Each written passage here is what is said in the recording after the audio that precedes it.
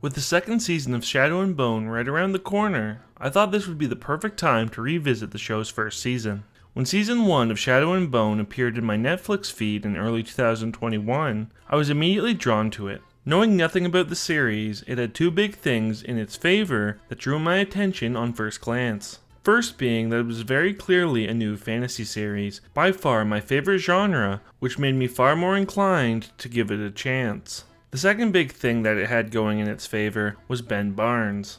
In my opinion, a terrific actor and absolute standout in shows like Westworld and The Punisher. He also played the titular Prince Caspian in the second Narnia film, a fantasy series that is very nostalgic to me. So after seeing that old Benny Boy was in this new fantasy series, I was more than willing to give it a shot. And I'm glad I did, as Shadow and Bone Season 1 proved to be a fun fantasy series with a ton of potential moving forward. It does a good job introducing the audience to its world and setting up the major characters as well as the ultimate goal of the series, destroying the Fold. With that said, it still suffers from a number of odd writing decisions and sloppy execution. It is an enjoyable series, but far from the heights of the truly special fantasy shows. As we gear up for Season 2, throughout the rest of this video I will discuss my thoughts on the first season of the show, and all of its major storylines. Spoiler warning for Season 1 of Shadow and Bone. It was a Grisha who created the Fold.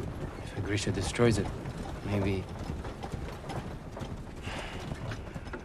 we wouldn't need those high walls to protect us anymore. A hurdle that every fantasy series must overcome in its first season is introducing the audience to its unique world. This requires far more time and setup than a regular show does, and as a result, these shows can be somewhat reliant on heavy exposition dumps early on. I think Shadow and Bone does a good job of navigating this obstacle, wasting no time in introducing some of the most important elements to its world. It can be a bit heavy-handed at times, emphasizing aspects of the world or a character without much subtlety.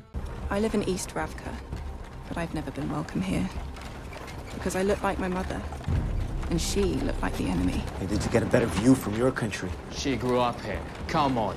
But for the most part, it does a great job of showing the audience what makes the world unique. The Fold, a massive blight of shadow and monsters which cuts the country of Ravka in half, is one of the defining elements of the world of Shadow and Bone, and is core to its story. Just as a concept, the Fold is really cool, and opens the door for so many storytelling possibilities. It is visually intimidating, as its vast size looms over the characters. There's an inherent mystery of what lies within the Fold, and we don't have to wait long before we get to witness it firsthand. The Fold plays host to some of the show's most exciting moments, and is central to the main conflict of the show. We learn that the Fold was actually created by someone named the Black Heretic, a powerful Grisha who had the power to summon shadows. Over the course of the season, we learn that the Black Heretic and the realm's current shadow summoner, General Alexander Kirigan, are one and the same. In a flashback, we actually get to see him create the Fold, and how that his intention was to create a weapon and an army to fight against the king at the time who had waged war on all the Grisha. What the Fold became was not Alexander's original intention, as he lacked the power to control the shadow that sprung forth from him. Still, Alexander sees that he can use it as the weapon he had envisioned, but must bide his time until the emergence of a Sun Summoner, so that he can fully control and harness the power of the Fold. This is baked into the main story, and whenever the world building of a fantasy show propels the story, I think it is a job well done. The Fold also has political ramifications for its world, as its division of Ravka has created factions that have actually begun to profit from its existence. West Ravka sees itself as the true Ravka, and wants to succeed from the East and its king, in order to form a new and independent state. This makes sense, as after years divided, the two Ravkas have slowly evolved and changed from each other. Tying these elements into the story serves to make the world of Shadow and Bone feel all the more richer. One thing that maybe detracts a bit from the world building of the Fold, even if only slightly, is how whenever a character crosses it, they mark their forearm. In theory, this is fine, especially if it's done by soldiers or general law abiders. But for someone like the conductor to be constantly marking his arm for every time he crosses when he is operating outside the confines of the law is a bit silly. If you are trying to be inconspicuous, probably don't cut into your arm potential evidence of said illegal activities. Other than the Fold, the other major fantasy element that makes this world unique are the Grisha. A Grisha is a person who has an ability above that of a regular person. These abilities range from the classics, like being able to manipulate and create one of the major elements, to powers fully unique to Shadow and Bone, like heart renders. I am a bit of a sucker for fantasy stories where characters have control and mastery over certain elements, so I was immediately on board with the Grisha. The other Grisha, like Heartrenders and Tailors, also add different elements to the Grisha as a whole and help differentiate them. We are still learning the full extent of some of these Grisha's powers, with Genya showing that a tailor can change a person's whole face and be a true master of disguise. With a lot of the Grisha, it feels like we have only scratched the surface on what they can do. What makes the Grisha even more compelling is how they are incorporated into the world and its story. The Grisha have an interesting backstory, as they were initially seen as useful tools to win wars, but when the wars were won, they started to be seen as too powerful and the true enemy. Don't kill me, please. He's too dangerous to be left alive.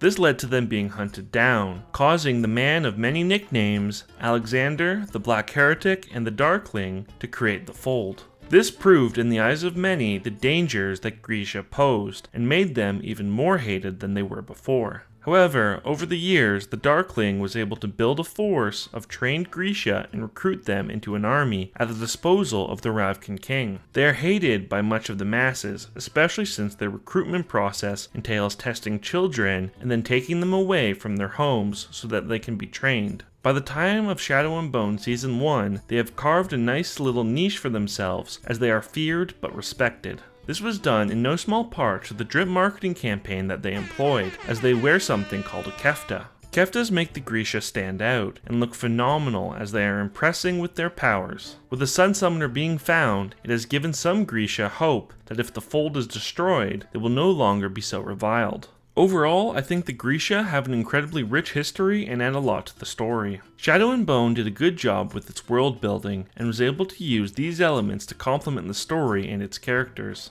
Throughout the season, there are three main storylines: the Sun Summoner plot, the Crows plot, and the Fjerdan plot. I will be going over each of these storylines in the next sections.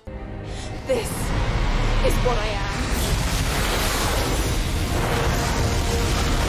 The main character of the show is the Sun Summoner herself, Alina Starkov. When we first meet Miss Starkov, she's completely unaware of her powers, and is a member of the cartography unit for the First Army. If I'm being honest, I found her for the most part to be a little bland and in a few instances selfish and unlikable. I don't think these negative characteristics were intended by the writers, but it's possible that I'm wrong. Before getting into those qualities, I should highlight one of the most important things to Alina's character, and that is her relationship with her childhood friend Mal. It is clear from the first time the two interact that these characters are incredibly close and their relationship is central to the story of Shadow and Bone. And it's this relationship that is at the root of Alina's selfish and unlikable qualities early on. Mal is assigned to cross the Fold, and fearing for her friend and not wanting to be separated, Alina destroys some of the First Army's maps, and then volunteers to go on the expedition to replace them. However, the general doesn't just assign Alina on the voyage across the Fold, he assigns her whole unit. It wasn't her intention to have her unit cross the Fold, but her careless actions, where she was not thinking about potential consequences, actively put them into an incredibly dangerous situation.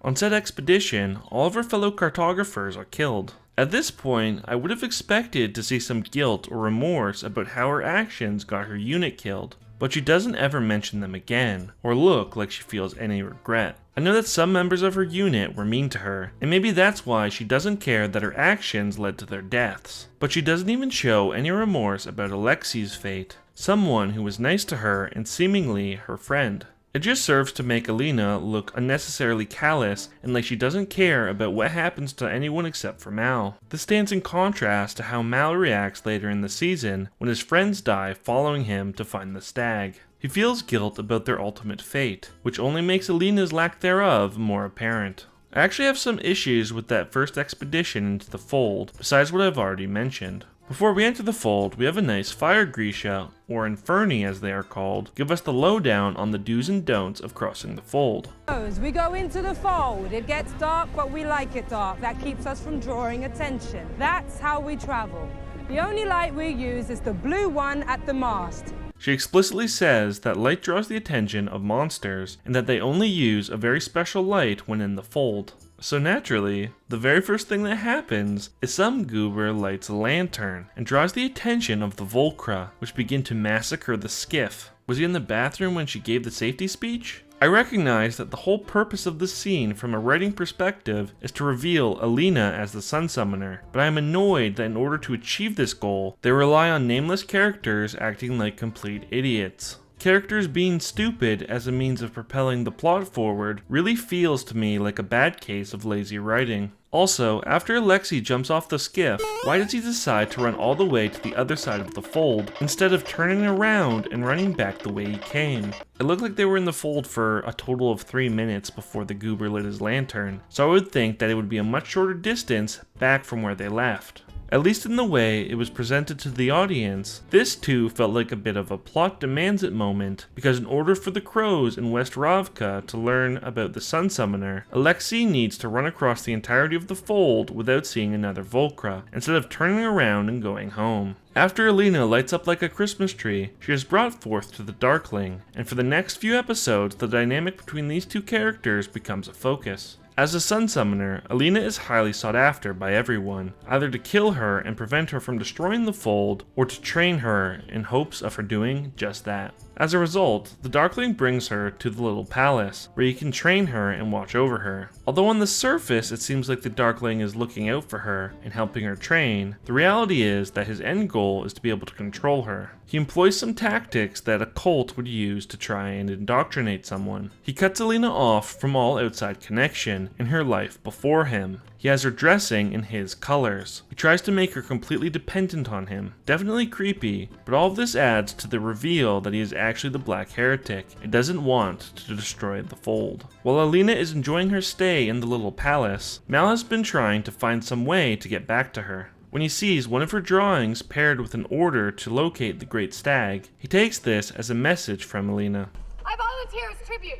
He and his buddies go exploring in the wilderness, looking for the stag, but before they find it, they walk into some submachine gun fire. Mal is the only one to survive, and he spots the stag immediately after. He is then assigned to bring the news to the little palace and General Kirigan. Mal doesn't want to give up all the info before he can see Alina, and so Kirigan starts testing him. What is Alina's favorite flower? Iris. Blue irises. Boom, nailed it. Next question. No, that will do for now.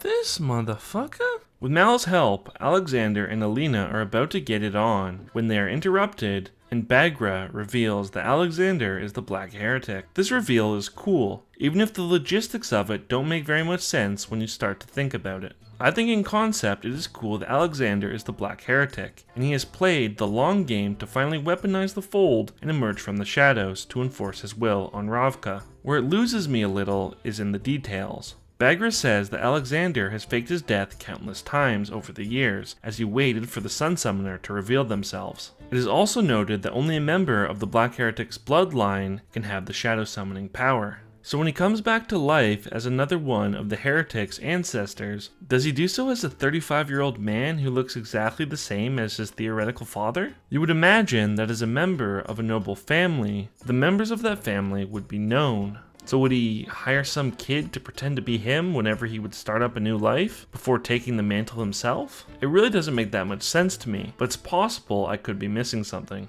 Also, in the flashback, we learn that his real name is Alexander, and that's the same name that he goes by in the current day. Does he just love his name so much that he always goes by Alexander? Are all of his fake aliases over the years also Alexander, and the current version is Alexander the 10th, but they just don't mention that part? It just seems like somebody should have caught on by now that it's all the same guy. Another thing I don't think the show does a good job explaining is how the Darkling looks the same after all of these years. In the conversation between Alina and Mal, it makes it seem like the reason he doesn't age is because he eats well. You really developed an appetite, didn't you? Using my power is definitely changing me. My appetite for sure. No, you look great. That's how he's lived for so long. But that obviously can't be it. I'm guessing that his immense power is why he is immortal, but I don't think the show did a good job explaining this. The storyline really builds near the end of the season, with Alina and Mal reunited and trying to find the stag before the Darkling does. The stag has been showing itself to Alina in her dreams up to this point in the season, and when they finally encounter each other IRL, it is a pretty sweet moment. It is cut short though as the Darkling bursts onto the scene and Delina is forced to make a deal in order to save Mal's life. With the stag being a powerful amplifier, the Darkling kills it and has the creature's bones implanted on his hand and on Alina's collarbone. I've never been good with body horror or body mods, so seeing the antlers merged into Alina's skin makes my skin crawl. At this point, most of the Darkling's cards are on the table, and he starts dropping some cold ass lines. I'm not going to kill you, Mel. I don't need to. Time will do it for me. He gives a huge speech about how he will use the Fold as a weapon, and how all nations must now cower before Ravka. When his audience doesn't appreciate his words, and they have to be put down, his only thought is that he wasted such a great speech on them. The man is ice cold. Shame. I'll have to give that speech again now. I also think he is compelling. Despite removing his mask and letting his true intentions shine through, his villainy is based on something you can understand. Everything he is doing is for the good of who he sees as his people, the Grisha. The Grisha have been hunted and hated for centuries, and his ultimate goal is to protect them and ensure their safety. Where his noble intentions turn villainous are in his willingness to wipe full cities off the map for the actions of a few. He also is a massive control freak and wants all the decision-making power, alienating Alina, who could have been a potential ally, by strong-arming her and making her his power slave. The Darkling is a really interesting character and makes for a compelling antagonist. The Darkling falls for the classic bad guy mistake of not fully understanding the power he is trying to harness. He believes he has used the stag as an amplifier and a channel from which he can control Alina's powers. But he failed to realize that the stag had the power to choose who it wanted to help, and it chose Alina. That and the fact that he got the hoof stabbed out of his hand. He is thrown overboard and mauled by the creatures he created, with Mal throwing his line back in his face. We see at the end of the season that he is still alive, and has seemingly gained a new mastery over the creatures of the Fold, something that I am incredibly excited to see more of in Season 2. One issue I have with the ending fight is how Zoya's family situation is mentioned for the first time seconds before it becomes relevant. It feels a little lazy to have her mention having family in the town that is about to be wiped out seconds before it happens, so that it can justify her turning on the Darkling. If they set this up earlier, it would have worked far better in my opinion. After escaping the Fold, Alina and Mal are on the run, vowing to return to the Fold one day to destroy it once and for all. I enjoyed the Sun Summoner storyline for the most part, even if it had some moments or elements that I wasn't a fan of. It still had a lot of intrigue, and I find myself excited to see what will happen next. I go to Helene now and ask for her buyout. She knows I need an edge and sets a price I can't pay. That's evil. Imagine that. That's what I would do. Where the Sun Summoner plot and characters are from the mainline book series of the same name, the Crow storyline takes its inspiration from a duology of books set in the same universe. The Crows are a crime crew from West Ravka, consisting of Kaz Brecker, the leader, Jesper Fahey, the sharpshooter, and Inej Gaffa, the spy ninja assassin. All three of these characters are incredibly compelling in their own right, and the Crow storyline was a lot of fun to watch. The Crow shows us the seedy underbelly of this fantasy world. I love it when we see these fantastical worlds from a different viewpoint, not always dealing with royalty, but with people just living in this world and trying to do their best to get by. The Crow storyline consists of the best parts of gang and heist movies, as their mission is to kidnap the supposed savior of Ravka and to sell her off for $1 million big ones. Each member of the Crows has their own motivator, but when they initially set out on their mission, they have one thing on their minds: money.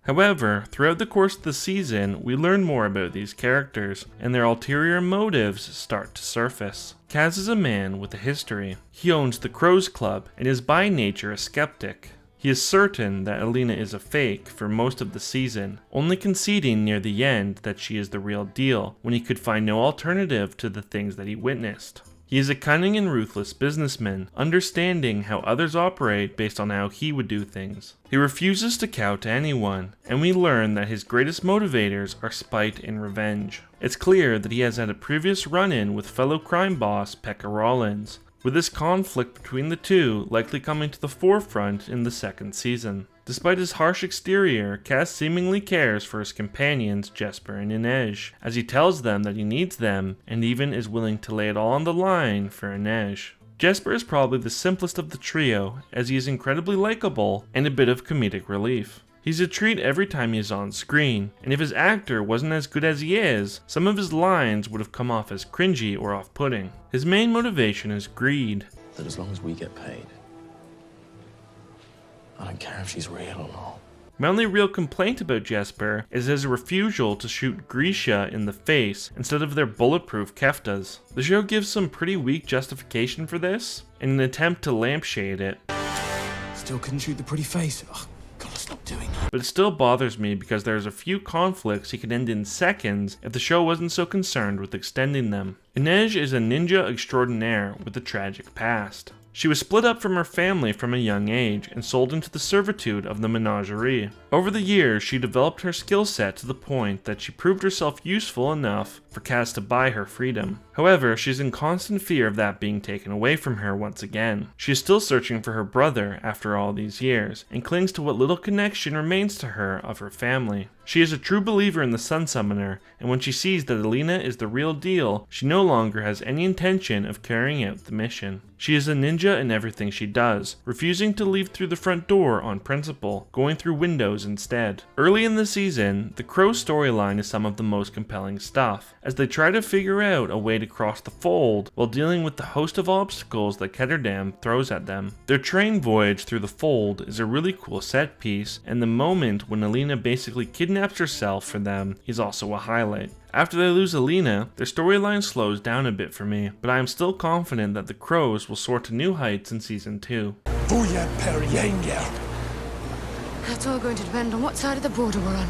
I called it the Fjerdan storyline, but it is essentially the story of Nina and Matthias and how they interact with each other. In my opinion, this is easily the weakest storyline, as it feels incredibly detached from the other two storylines. The story itself is slow-paced and boring, as it is essentially the capture of Nina and then a travelogue as two people from different worlds learn that just maybe they're not all that different. From my perspective, it was just a Walmart version of Jon and Ygritte's Season 2 storyline in Game of Thrones. Stoic man dressed in black takes a fast-talking wild woman prisoner. They get separated from his people and are forced to interact with each other as they walk through a wintry landscape. It even has them snuggling together for warmth, as the girl pokes fun at the Stoic guy's embarrassment. The only thing that sets them apart is that Jon and Ygritte actually had chemistry. In the case of Nina and Matthias, they're about as interesting as buttered toast for breakfast, and the season ends their story in the same place it started, with Matthias hating Nina. There's still some hope for Nina in Season 2, as the look she gives to the Crows signals that she might want to start eating with the cool kids. But if it goes back to focusing on her trying to get Matthias to like her, her story will once again be the weakest and feel like a waste of time. The Fjerdan storyline was easily the weakest of the three in Season 1, but we will just have to wait and see what happens in Season 2. You will tear it down.